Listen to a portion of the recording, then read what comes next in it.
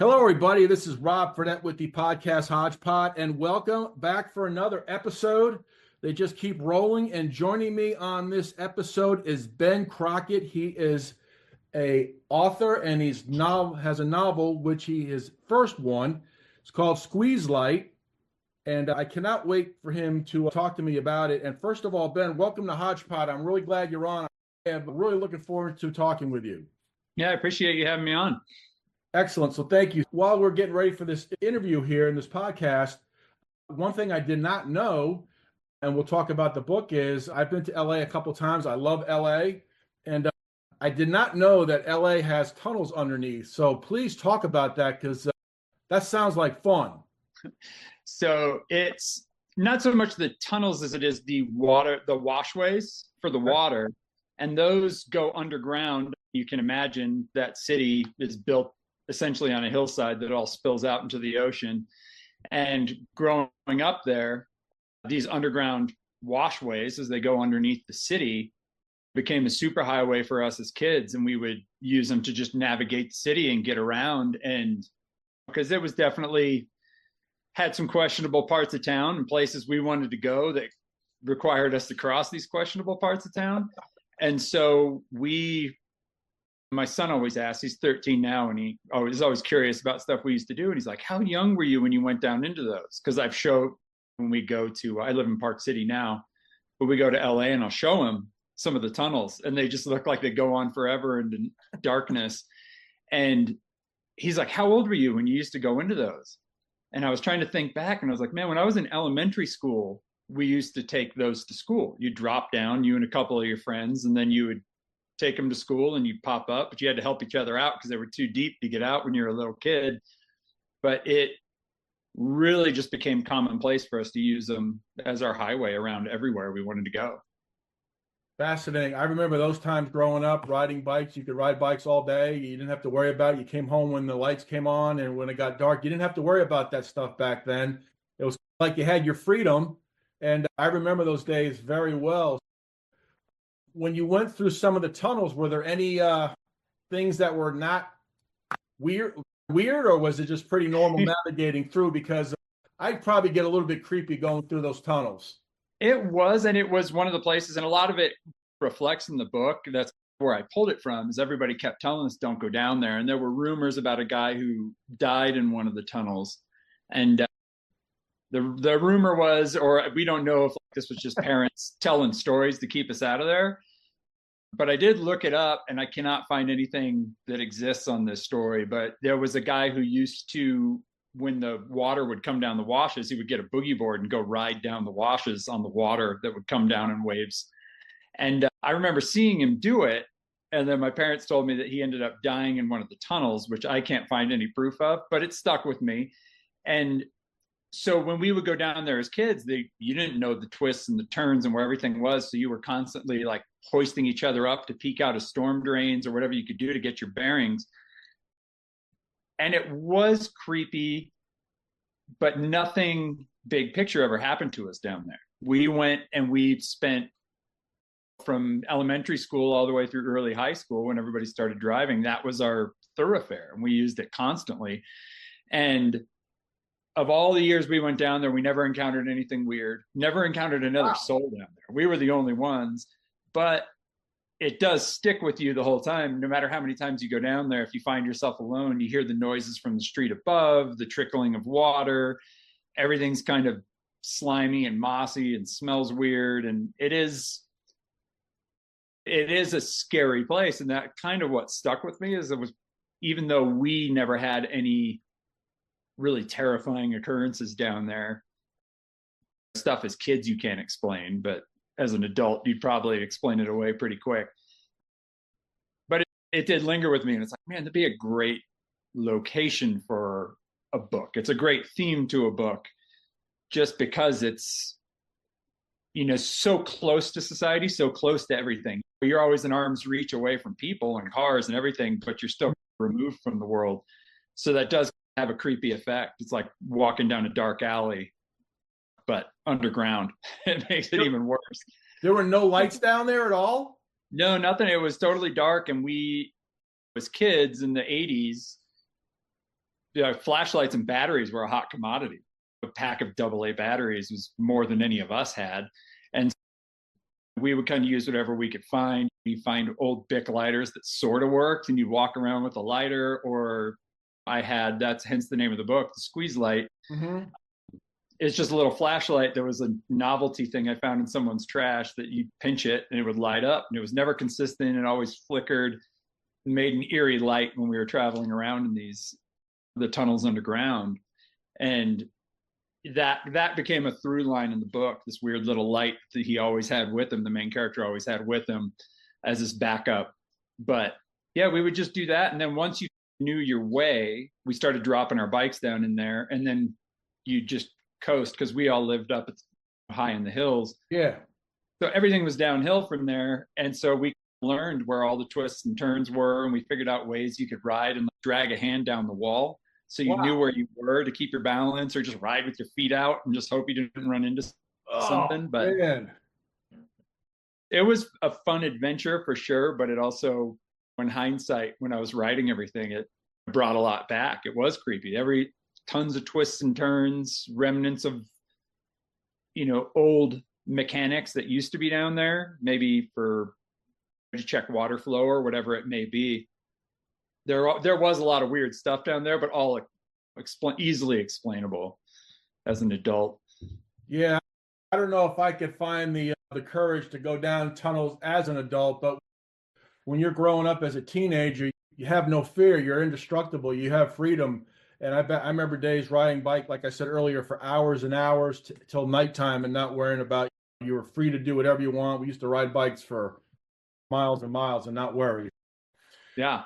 So your book is called Squeeze Light: Under the Streets, Darkness Awaits at Every Exit. So talk about your book. This is your first novel. So yeah.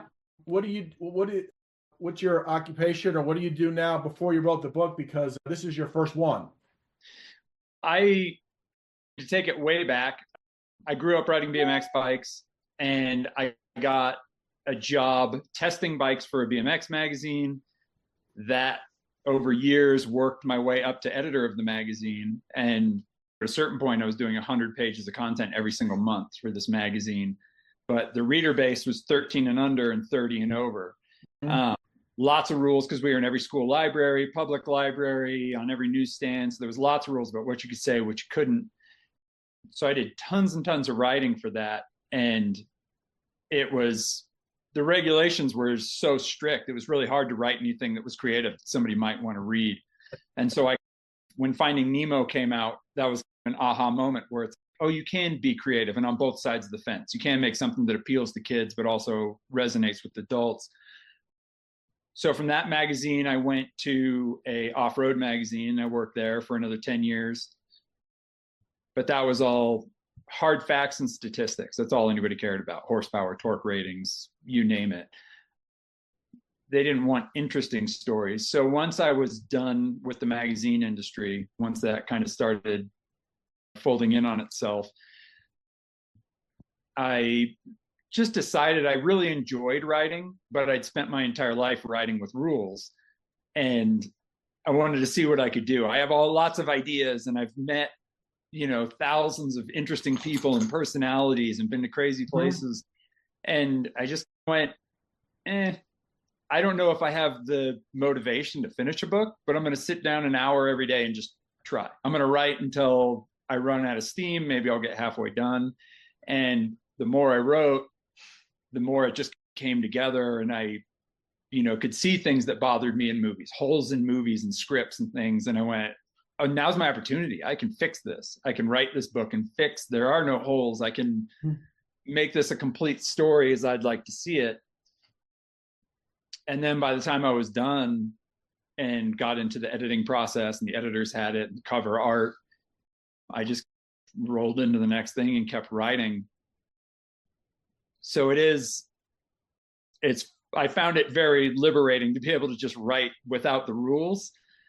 But I do find that it gave me a great background as far as knowing an audience that's going to be reading the book, finding that audience and knowing them, and being able to make something that's intriguing to that demographic. For sure. Interesting, because I've had authors on my podcast, and a lot of them will say that they've had this idea that's gnawing at them. It doesn't go away, and it sometimes it just simmers in their brain for a period of time, and then they start writing. Is that what happened with Squeeze Light? It was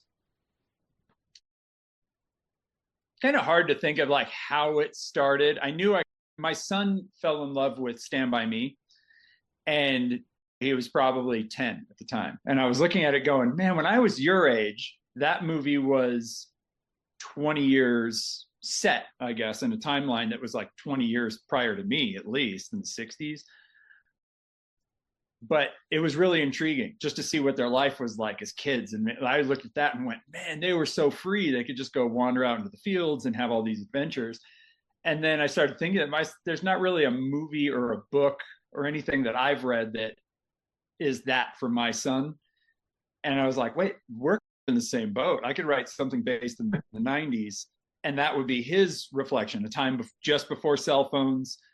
None of the kids had pagers. Nobody knew. It was that last generation of that ultimate freedom of nobody knowing where you are or what you're doing. So that was a push. And then I had a friend who passed away from drug use, and that was another one where he was just this larger than life personality. And I was thinking about it and going, he rubbed a lot of people the wrong way in his later years. And I started reflecting on it going, man, he was such a crazy personality and such a great guy in his younger years. And there's so many things about him that nobody's ever going to know, stories that are just going to get forgotten. Yeah. And so I was like, I want to take those stories and maybe wrap them in. Like, here we go. There's a great character for this Stand By Me type book that I can write.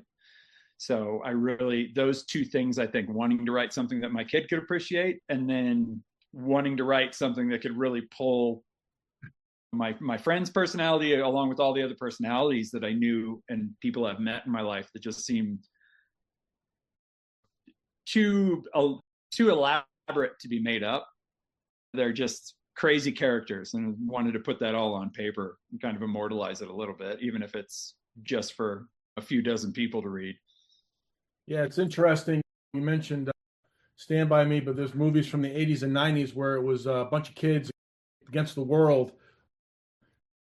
Talk about your book, if you would, please, because I'm interested to hear about it. It's got some great reviews. So talk about the characters. That was one of my questions. The characters, you get them from real life people that you've come across. So talk about the characters, and without giving too much about the book, what the premise is. So the premise is there's a group of 4 kids, and they're lost souls, essentially. They all come from different family lives, but all of them are leaning on each other for one reason or another. And they all grew up in this part of town, which is based on where I grew up. And it's a section called La Crescenta. Right next door is Tujunga.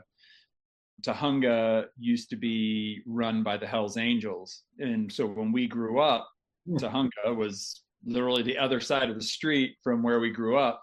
And that was totally run by the Hells Angels. And so it was fine. They didn't care about us as kids. They had no thoughts of us. We could go ride our bikes around. But one thing we did learn is if you were the offspring of one of the Hells Angels, their kids, they had carte blanche to do whatever they wanted. So if we wanted to go ride our bikes at some dirt jumps on the other side of town in Tujunga, you were rolling the dice, because if they came up and said, hey, give me your bike, you just had to hand it over. And the cops weren't going to do anything about it.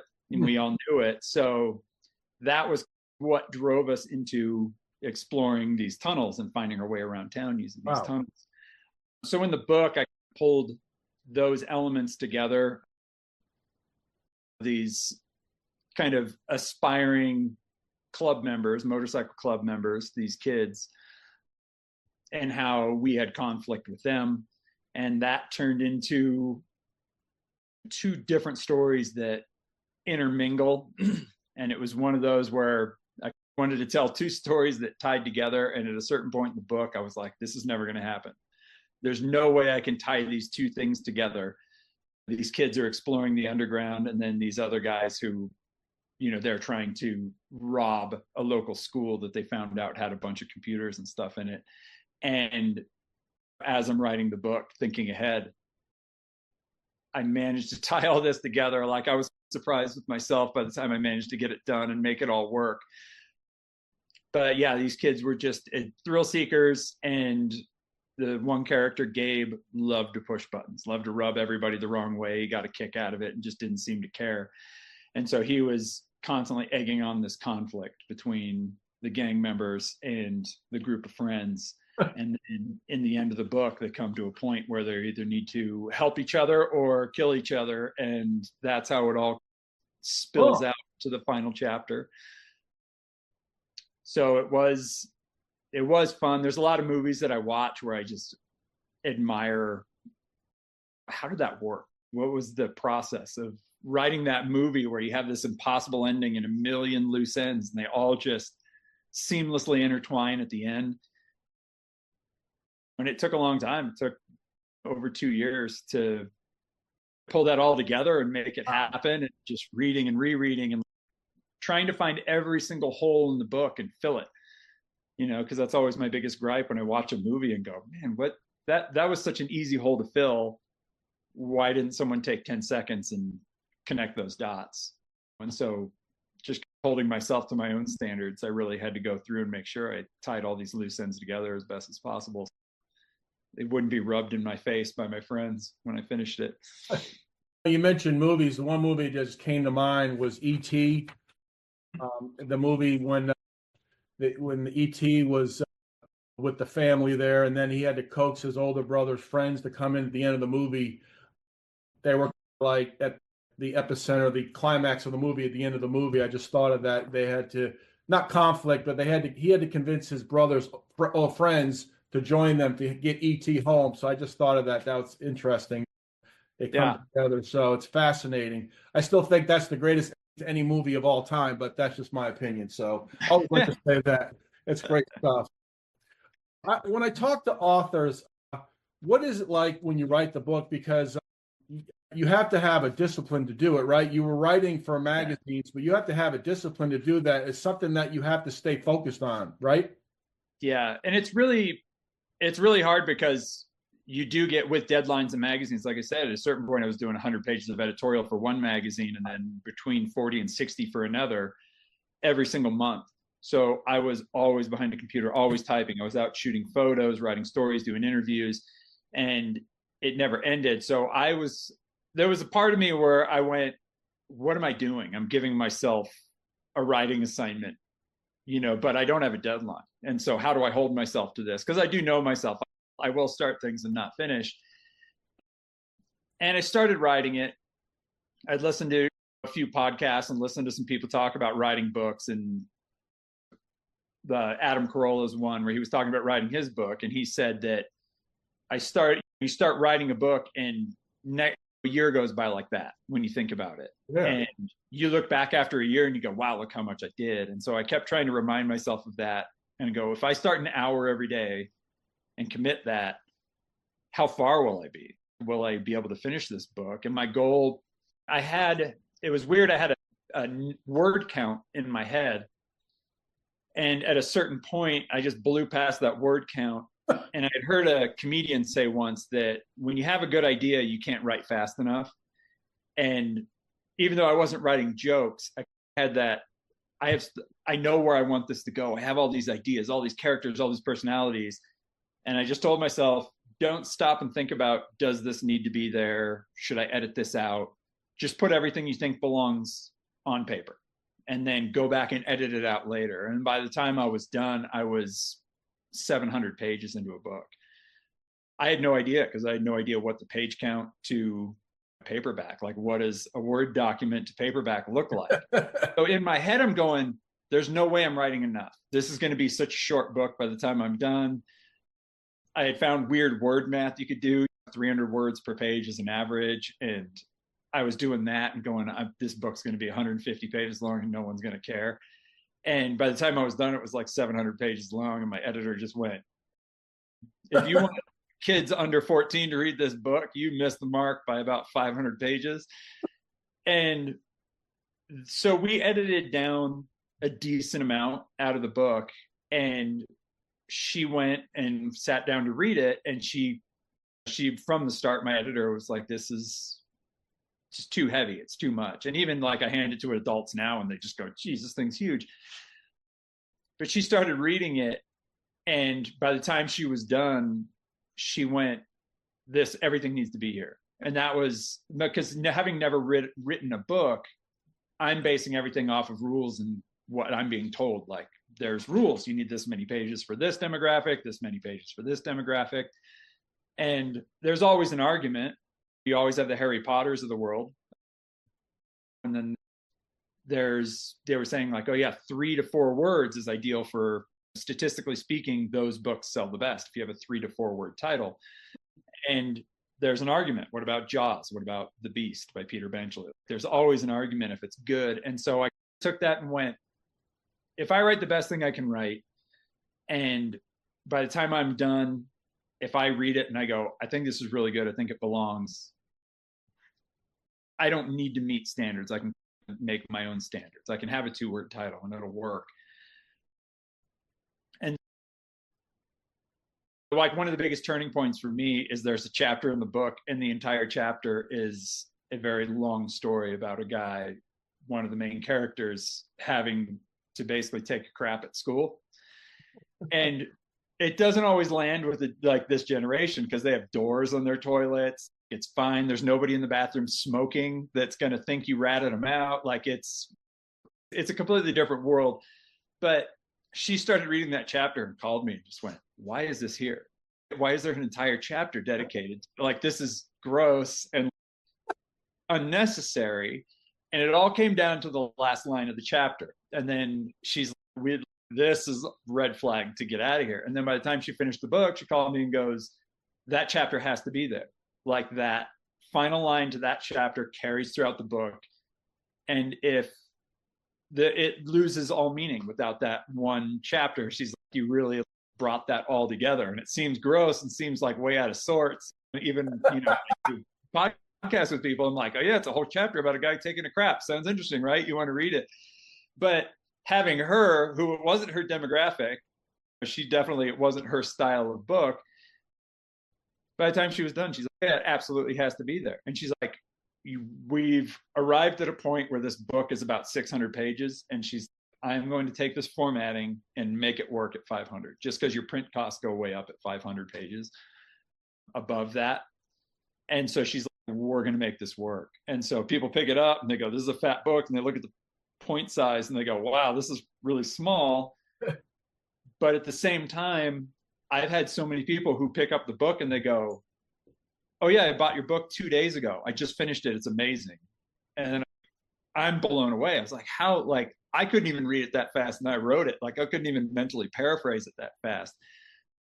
But I've had several people who've just sat down and read it in one night. Like, that one really blew my mind when I had somebody call me the next day and go, yeah, I read it last night. It's awesome. So that part's really cool. I wish I could get my kid to read it that fast, since I wrote it for him and he's still chugging away one page at a time. But that's amazing.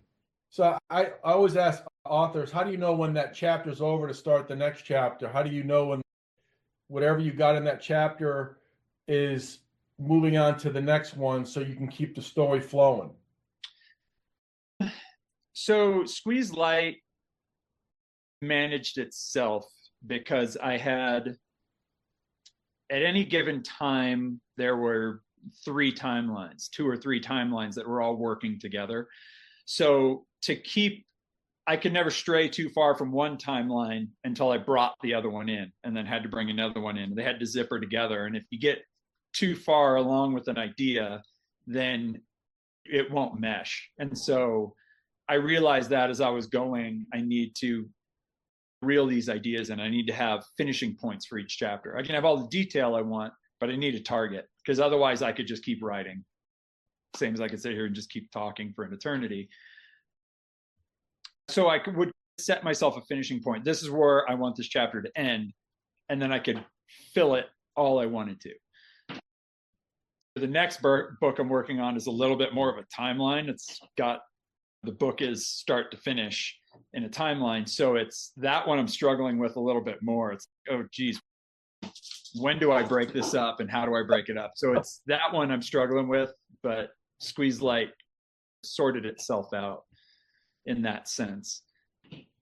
So when you finished Squeeze Light, did you find yourself missing the time writing the book? Did you feel like you know, you weight off your shoulders, but did you miss, because you probably got involved with the characters, did you actually miss writing and doing that everyday grind?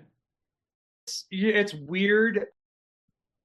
Like I try and explain it to people, and it's interesting when they ask, because it's tough. Like you sit there and you write, but my biggest frustration was not having the time, because it's like I'm working 2 jobs. I work at a bike shop, I do construction, I'm staying at home dad, like my kid running around upstairs right now. So I'm always doing a million things, and then committing an hour, I got to get up earlier to make that hour happen. And then I go, an hour's not enough time, because I get immersed in a character or immersed in a story. And I feel like if I break it off, I'm not going to be able to come back in the same and be able to make it fit together. Like people are going to see that gap where he came back maybe in a different mindset, or he was tired and wrote this chapter.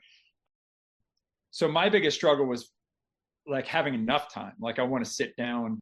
Yesterday I sat down with the intention of writing for an hour, and I was writing for 6 hours, and I still was like, I have so many ideas, I need to get them all on paper while I can. So that to me is the biggest challenge, is when you get immersed in the characters. But I did, once it was all said and done, it was an interesting, almost kind of depression when I finished the first book, because when you're writing it and you're envisioning it in your head and all of it happening, it's almost like it's happening to you, and then it just ends.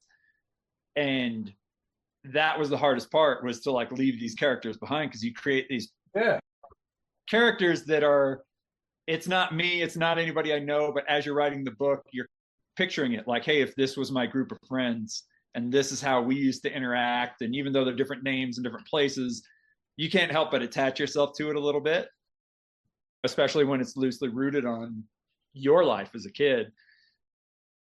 So that was a little tough when I finished it and went, I think I'm done. I remember coming out and talking to my wife and going, I think I finished it. I think I'm done. And she's like, what do you mean you think you're done? And I'm like, I don't have any more words to write.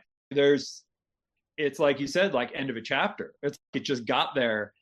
And the only significant change I made at the very end is I like changed the last 3 sentences, because I thought I could add a little more punch to those last couple sentences. And that was it when it was all said and done. And yeah, that's the toughest part. But now, like the next idea, I hadn't even finished that book, and the next idea was already brewing. And like anything, you have 1,000 pieces bouncing around in your head. Like I have this idea, this concept for a book, but there's so many other elements that need to work. And so you're constantly like mulling around all these ideas, and all of a sudden something clicks, and it's like, oh, here we go. Like it's starting right now. Everything's going down on paper. So I spend, I'm already like kicking around going, what's the next story going to be? What's the next book going to be? Because I had these 2 ideas, and I'm really happy with them. I really like, when I wrote them, everybody asks like, what's your measurement for success? How do you feel you're going to define success when you finish this book? And I went, if someone I know someone I don't know reads the book and gives me positive feedback, I feel like that's a win. If multiple people I don't know read the book and they give me positive feedback, I feel like that's beyond my expectations. Now I have hundreds of books out there, tons and tons of 5-star reviews. Most of them are from people I don't know. Like my mom's in there somewhere, I'm sure, and my wife, I'm sure they wrote reviews. It's a great book, but the author's a jerk. Those kind of things. The more you get, you go, okay, maybe I know it's my first book, but maybe I did do something great. Maybe I did write something that's really good, and I do get lots of positive feedback. And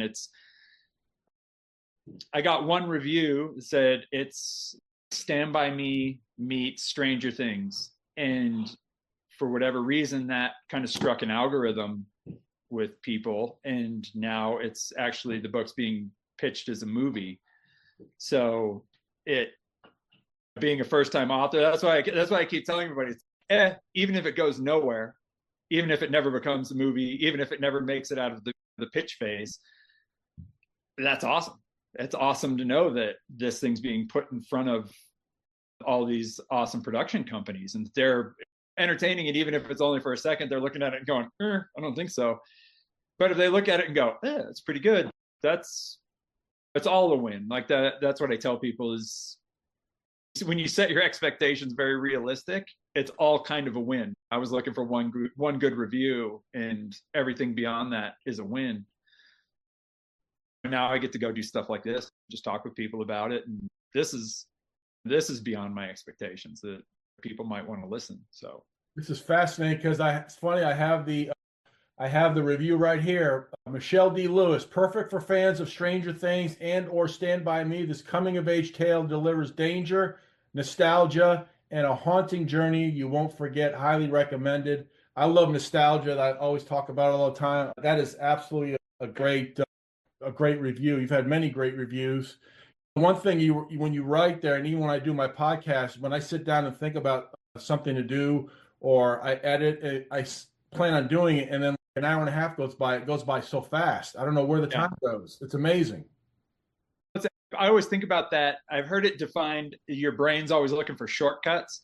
And so the more stuff you do as you get older, your brain's just connects the dots a whole lot faster between things. So time seems to fly by. Whereas when you're younger, my 13-year-old, you tell him, he goes, can I go over to my friend's house? You go, oh no, we got to leave the house in an hour. And he's just like, it's an hour. And it's like, oh yeah, that's right. I remember when an hour was an eternity. And now I go, if I can't sit down for at least 2 hours to type, I feel like, what's the point? I'm going to end up 2 paragraphs later, and I'm still trying to get my head around the characters of the scene. But it does. Time just goes by so fast. Yeah. So it is. I feel like the same thing with the book. You start writing and you look back after a year and you go, whoa. I look back on that book, and all said and done, it was almost 3 years by the time the editors and, shortening the book, making it all fit, the cover art, everything that goes into it. I had no idea what I was stepping into. And then you look back after almost 3 years and you go, whoa, I'm holding this giant book in my hands. And like, I wrote, that was all came from my head. And that's mind blowing to think about that. So what was it like when you got that book, when it was finally done and you got that box of books or a couple of copies? What was that like when you finally saw the finished product?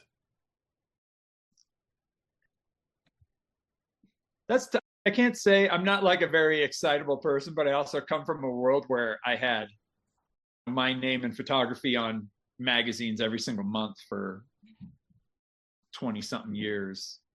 That was like a commonplace. And if I remember more so, like the first time I had an article in a magazine or a photo in a magazine, like that was huge. And like I bought 24 of them. And now I look back and I go, I was the editor of a BMX magazine for 16 years, and I probably only have half the copies.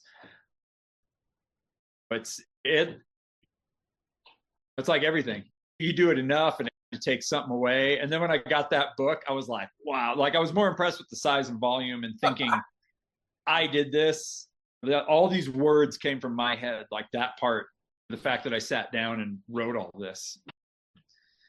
That part is mind-blowing. But then just because it's me, and this is the way things work for me, I self-published through Amazon because I was talking with people about finding a publisher, and they were saying, like, even if you do, as a first-time author, if you do go out and you hustle and you find a publisher, you're still going to spend a year, maybe 2, going through that whole process of finding somebody to publish your book and going through that process. And I went, hey, I'm ready to write another book.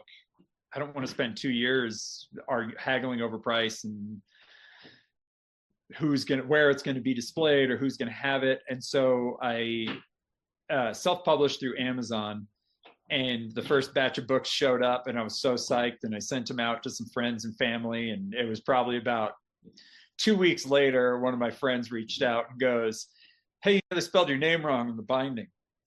And I went, "No, they didn't." And I looked, and of course, they spelled Crockett with one T on the binding of the book. And it was like, of course, only in my world where I did this big, great thing, and then you put it to a company, and they one letter. It's like you make this whole book, Yeah. thousands and thousands of words, and it's no spelling errors. It's all perfect, and then you send it out to somebody else to do one thing, and it comes back with spelling error on it when all they had was a dozen words. So fortunately, that got corrected pretty early on. So most people have it with the name spelled right. It was something to do with the barcode. I don't know. They were trying to shuffle placement, and then they ended up lopping off one of the T's on my name. But it's par for the course. It's a good thing your friend caught it, because if they would have printed them all with one T, that would not have been good. I'd have to change my name. Going back to the tunnels, would that be considered urban exploration, like urban with going through the tunnels in LA and things of that nature? I guess it would be. I would have to say we were early adopters to that.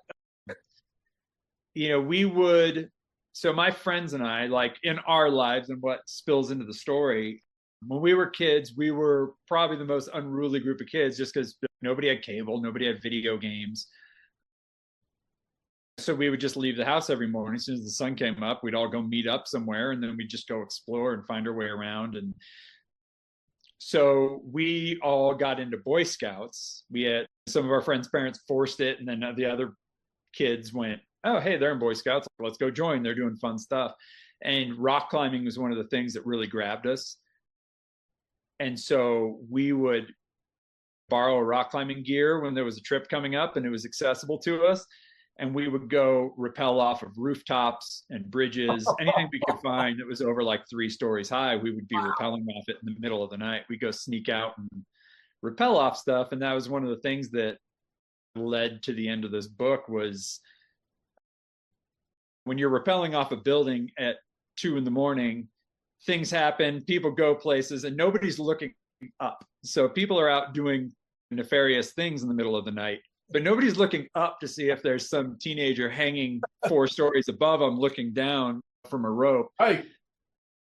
So we encountered more weird stuff above ground in our kind of explorations and getting out and causing trouble. You definitely see more illegal activity above ground, and that's what ties into the book. But it was interesting, like going back, like talking with some of my friends after the book came out and sharing it with them, and they know the parts that are real, the parts that are made up, characters that may embody their personality.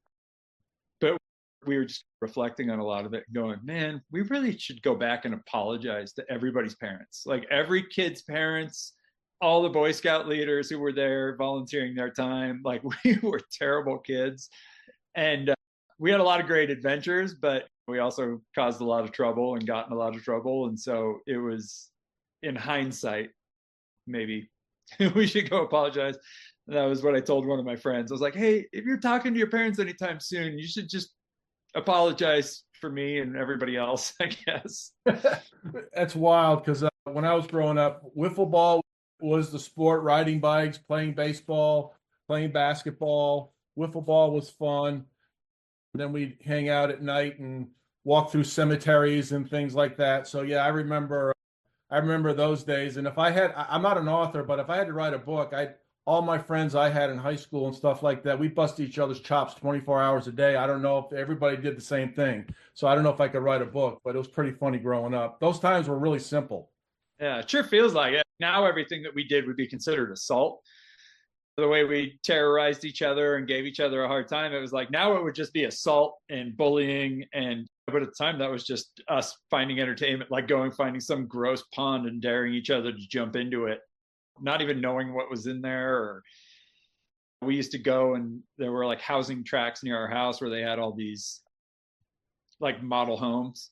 And so we'd always go up there, and like during the summertime, we'd just go up there and go swimming in the model home pools. And they'd show up to show the house, and there'd be a bunch of kids swimming in the pool, but okay, nobody lives here. That was our mentality.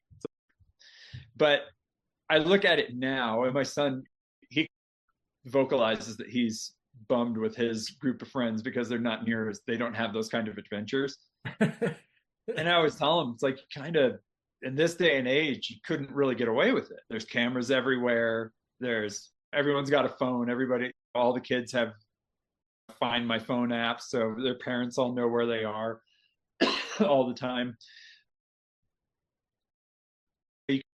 Every generation is going to have their version of it. I just don't know what my son's generation is going to do. I don't know what they're going to do for fun. They all sit around and play video games, and I drag him out, and we have all kinds of fun adventures and go on road trips and stuff. But it's not like it used to be. It's not like you go, hey, there's a barbed wire fence, let's go jump it. Just per that, for this book, the marketing agency I'm working with, they asked if I could go shoot some photos of some of the places that were factual places in the book. Mm-hmm. And just walking around shooting pictures from the street of some of these washes that we used to go climb into and ride around in, goof around in.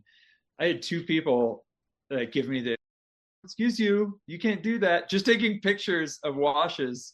And it was like, I'm standing on a public sidewalk taking pictures and I'm getting in trouble. It's like, that's the generation now. Like previously it was go away. Okay, you're a teenage kid, it's summertime, get out. And now it's like, where are you going? What are you going to do?